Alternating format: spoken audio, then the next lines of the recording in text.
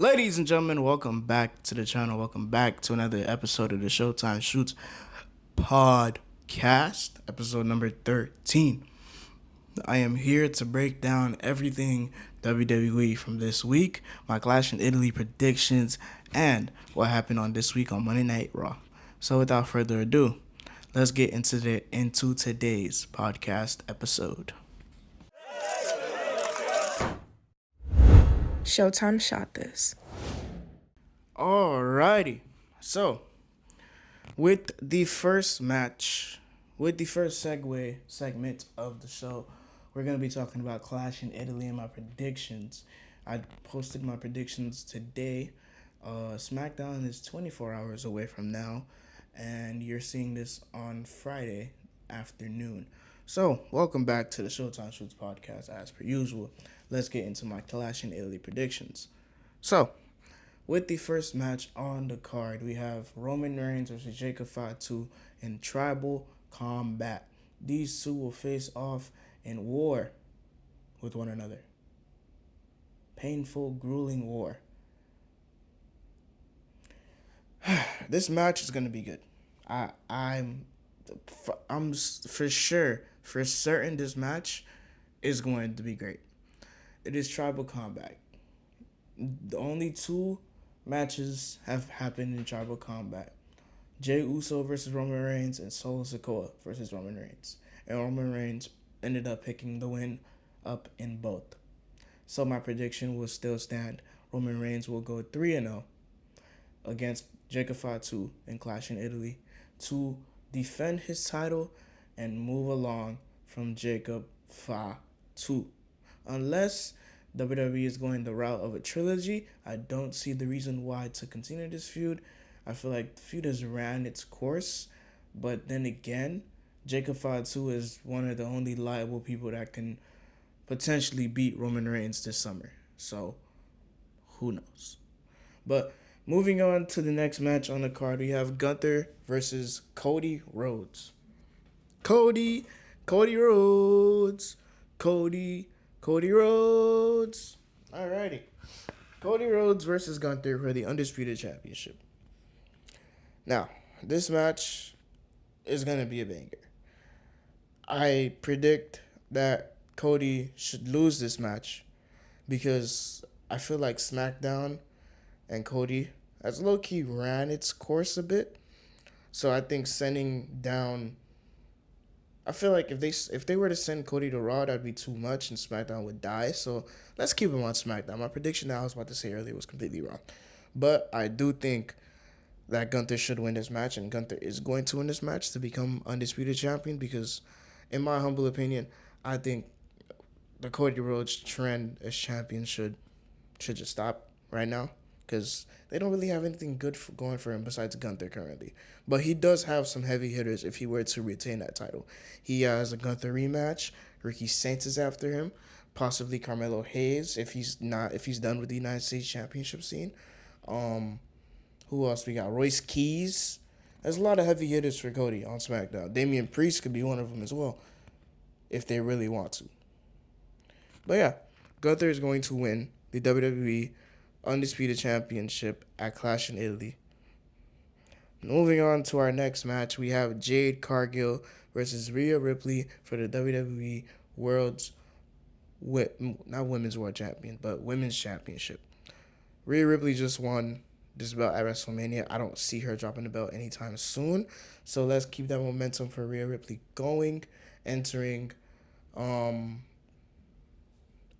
Clash in Italy and entering the summer. Let's keep Rhea Ripley's champion going forward because summer is when WWE gets really hot and it picks itself back up from WrestleMania. So let's keep the ball rolling in the women's division and let her run the SmackDown women's division for a while. The only person that I see her logistically taking the belt off of her is JC Jane. That's the only person that I see. But other than that, not a lot of competition on SmackDown. Blake Monroe just pulled up, so maybe we get a Blake Monroe versus Rhea Ripley. That would be fire. Blake Monroe versus Rhea would be good. And or JC Jane, another person, or Charlotte Flair. Well, there is a lot of good contenders. What am I saying? So yeah, Rhea Ripley does have a lot of people gunning at her for that belt. So we'll see what happens after Clash in Italy. Moving on to our next match, we have the Women's Intercontinental Championship. Becky Lynch takes on her challenger, Sol Ruka. Now, this feud has been going on for the past few weeks now, and Becky Lynch has purposely disqualified herself in the match at Saturday night's main event against Sol Ruka in a 2-minute match, which led to Nick Aldis making the match official at Clash in Italy. So at Clash, it will be Sol Ruka, Becky Lynch. My prediction for this match is for Sol Ruka to end up picking up the W and walking away with the IC Women's Championship so that her future is solidified on the main roster and in WWE. By beating Becky Lynch, she becomes an attraction. She's already an attraction. She becomes a star. That's what I think. That's what I believe. Moving on to our next match, our last match on the card for Clash in Italy. Brock Lesnar versus Oba Femi. If you want Brock Lesnar to be retired by Oba, Brock has to get at least one win in a trilogy. Has to. It's a must. He did it with Cody. He did it with... Now he's going to have to do it with Oba, I'm sorry. So, Oba Femi, you will walk away champion. And you will become a loser for this match. Whoa, what the hell did I just say? Oba Femi, you're losing this match against Brock Lesnar. And you will not be champion. What? Oh my gosh. Oba Femi, you will lose this match, and you will set up a trilogy between Brock Lesnar and Oba Femi that will conclude at SummerSlam for a stipulation between Oba Femi and Brock Lesnar.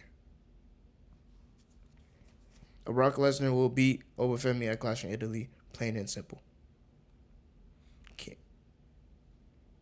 Now, let's move on to the go-home show on Monday Night Raw. Alrighty. Probably going to be a quick little episode for you all today. I just wanted to push this out. Obviously, I don't usually do short episodes, but today, we'll quickly run through this show, so bear with me. So, Monday Night Raw happened 2 days ago.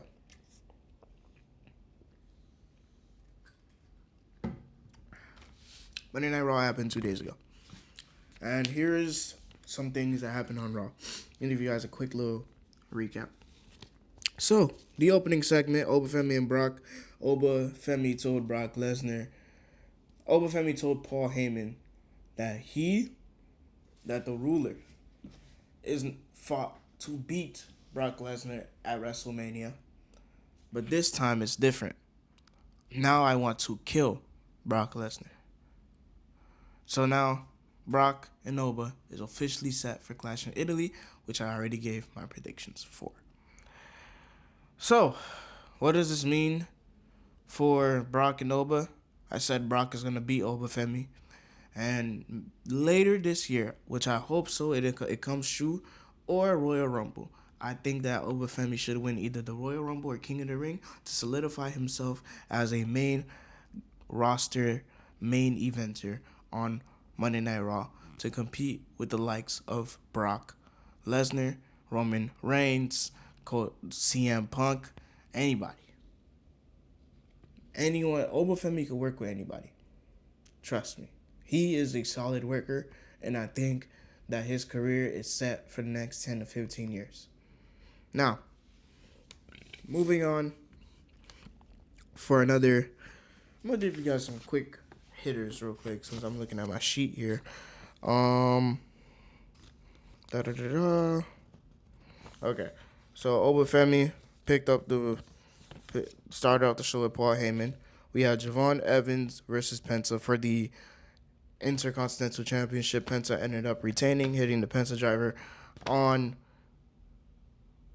Javon Evans to win the match. After the match, Javon went backstage, told him he got in his head a little bit, but he is coming for that United States, for that Intercontinental Championship. So what does that lead to? Maybe we get a Penta and Javon rematch coming up soon, maybe after Clash in Italy. King of the Ring tournament does start next week. We'll get into that in a little bit. So let's continue on with the show. Javon Evans. Talked about Javon already. Bailey and Lyra fought Raquel Rodriguez and Roxanne Perez. Bailey and Lyra picked up the win. Seth Rollins fought Montez Ford. Seth Rollins ended up winning that match. Austin Theory attacked Angelo Dawkins after that match. I watched that match. I think that match was good. I hope they try again with Montez for a singles push. The story has to be great and the character has to be good. The in-ring is already there. The promo already there. We just need consistency with a singles push for him. Let's move on here quickly. Bloodline. The Bloodline segment. Let's talk about the Bloodline. The OTC Roman Reigns and Jacob Fatu officially made it official at Tribal Combat. They made it official last week, but this week they had the handshake to solidify that those two family members will be at war. Roman Reigns did say that he will dog walk Jacob Fatu, and Jacob Fatu said he will dog walk Roman Reigns. Now, this match is evenly matched. This is going to be a 30 to 45 minute classic between these two men. I hope and pray that Roman Reigns can pick up the win, because if they don't, Jacob Fatu is going to be a beast. It's a win-win for everybody. If Roman Reigns wins and Jacob Fatu wins, it's a win-win for everybody. Because we get to see Roman Reigns' longevity as World Heavyweight Champion, and we get to see Jacob Fatu, a newly crowned World Champion, if that were to happen. So, either or, I'm okay with, but I'm still picking the OTC to pick up the win at Tribal Combat. Tribal Combat. Other key takeaways from Monday Night Raw: Rey Mysterio picked up the win against Rusev. Logan Paul is confirmed with a torn bicep. He is out for the next 6 to 7 months. And also,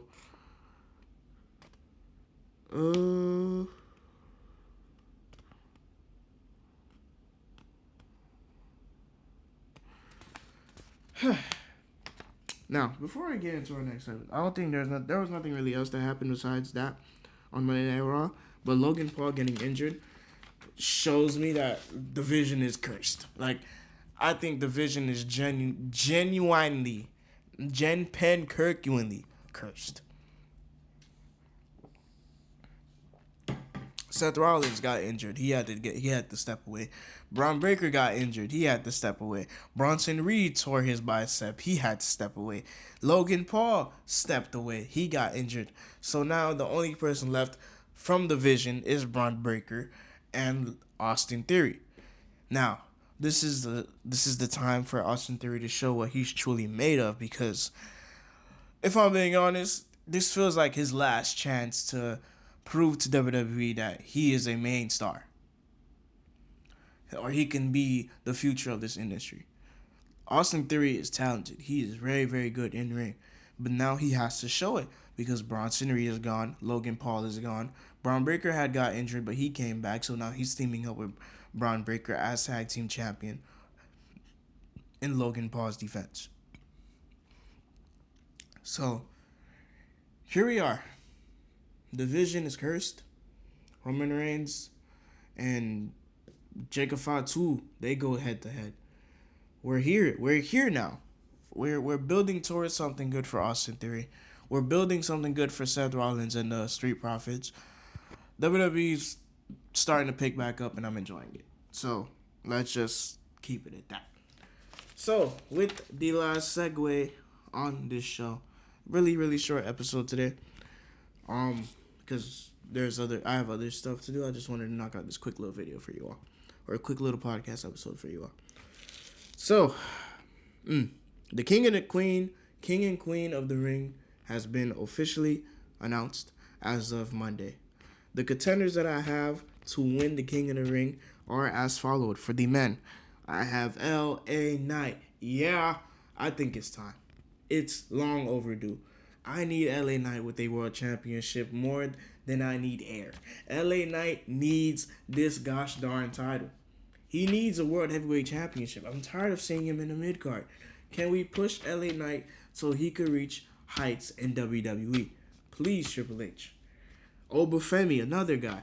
If the Brock Lesnar feud ends at Clash, then Obafemi is a contender to win the King in the Ring.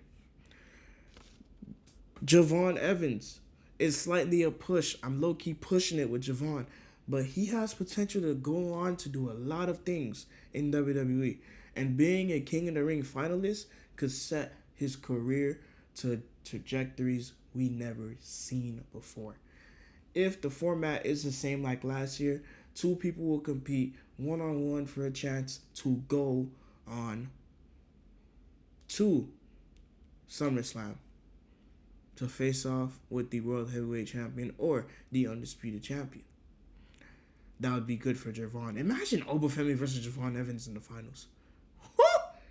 Cinema. Or semifinals at that. That would be really good.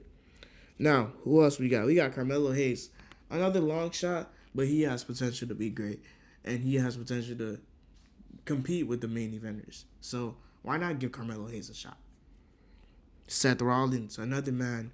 If Braun Breaker and Seth ends their feud in the next coming months, then why not put a belt on Seth Rollins? Why not have him go on to King of the Ring and walk away champion? Because he never lost that title. He had to defend that title. Well, he never lost the title. He got injured. He had to be stripped away of gold. And now we have a champion named the Roman Reigns. So, with that being said, let's let Seth Rollins have a push for the belt. Now, last person on this card, on this sheet for the men's, is Braun Breaker. Imagine a world where Braun Breaker faces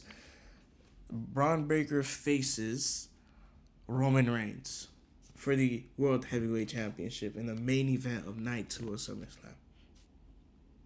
That's box office. That's money. 2 spears. One goes 23 miles an hour. One has experience under his belt. One of them is trying to prove that they're ready for the title. Oh, Lord have mercy. That is peak. That's the second match that I would want to see Roman Reigns go up against at SummerSlam or at Seth Rollins. Braun Breaker, prime example. Obafemi, another prime example. There's a lot of contenders here for this belt. There's a lot of people that I would want to see him face for the belt. So why not give them an opportunity? Give it to them. They deserve it. But yeah, moving on to the Queen of the Rings. Queen of the Ring. Rhea Ripley's a champion on Raw. Liv Morgan is a champion on Raw. Rhea Ripley's a champion on SmackDown. Liv Morgan can either face off with Charlotte, Becky, Alexa, Sol Ruka, if not Intercontinental Champion, or JC Jane. And another person that I added to the list on both for fighting for either brands for the title, for both main women's championships, is Blake Monroe. Blake Monroe just debuted on SmackDown as of recently, so why not? Let's give Blake Monroe a shot. Let's give Blake Monroe the big money match that she deserves. Let's give us Blake Monroe versus Rhea Bloody Ripley, or Blake Monroe versus Liv Morgan. That would be 2 matches that I would love to see. Tiffany Stratton could be another person on this list. Alexa Bliss, Charlotte. Either of these women could contend for a match at SummerSlam. A rematch for Charlotte Flair versus Rhea Ripley from WrestleMania 39 would feed generations. They already have some tension where they can't coexist with one another, working aside one another, and they proved that on Saturday night's main event. So why not? Rhea Ripley versus Charlotte Flair for a rematch at SummerSlam for the belt. That would be amazing. I would hope that Rhea Ripley would keep the belt, because I'm not gonna lie, Charlotte winning again, nah. You don't need her breaking John Cena's record. Absolutely not. So yeah, I think no, that's all for the weekly roundup for the Showtime Shoots podcast for the week. We recapped on Monday. We recapped on Clash. Now I will see you all next week for episode number 14 of the Showtime Shoots podcast episode, where we will cover Clash in Italy for the full breakdown from Clash in Italy, Monday Night Raw, the following Monday Night Raw, and we will go from there. I will see you all in the next one for a special Showtime Shoots episode of the Showtime Shoots podcast, episode number 14, for my full show review of Clash in Italy and more wrestling content to come for the remainder of this year. Thank you all for stopping by. I appreciate y'all coming through, showing support, love. As always, it's been your boy Showtime Shoots, and I'm officially signing out. Later. Goodbye. Showtime Shoots, signing off.